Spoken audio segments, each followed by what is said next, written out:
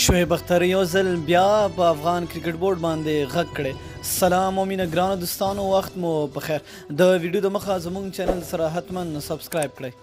دوستانو لکه څنګه چې تاسو ته معلومه ده، افغانستان خپله شپږ وړې لوبې وبایللې، یعنې تاسو بیګا هم وکته د هندوستان په مقابل کې هغوی بالکل ښه لوبه یې وکړه، خو آخر یې هم خپله لوبه د لاسه ورکړه، یعنې خپله لوبه یې وبایلله. نو دوستانو که تاسو ته یاد شي، شعیب اختر تېرو ورځو کې یو خبره کړې وه چې د افغانستان کوم لوبغاړي دي، کوم پرفارمنس چې دوی کوي، دا ټول د مینجمنټ د لاسه خراب دي، یعنې ستاسو بورډ کې ډېر لاسوهنې کېږي دا ټول. خو تاسو وګورئ دغه اشاره چې دا ده فضلي ته ده، فضلي ځکه چې زموږ کرکټ بورډ مشر هغه فضلي ده، دا ټول مینجمنټ چې د هغې د لاسه خراب شوی دی.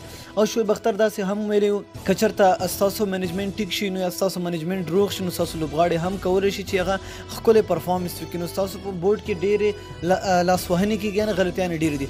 دوستانو نوې خبره دا ده، تاسو کتلی شئ چې شعیب اختر په خپل ټویټ کې لیکلي دي چې د افغان کرکټ بورډ چې ده، هغوی د کرکټ بورډ مینجمنټ دې پرېږدي او ښکلې مسخري دې شروع کړي، مسخري دې شروع کړي. د هغې به د دې دپاره بهتر وي ځکه چې دا کرکټ مخکې نشي وړلی.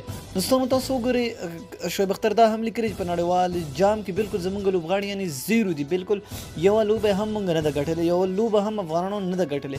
بالکل دوستانو شپږ واړه لوبې موږ بایللې. دا غټه مسله د مینجمنټ ده، یعنې د فضلي ده، ځکه چې ستا په کور کې دننه مینجمنټ صحیح نه وي نو ته هېڅ هم نشې کولی.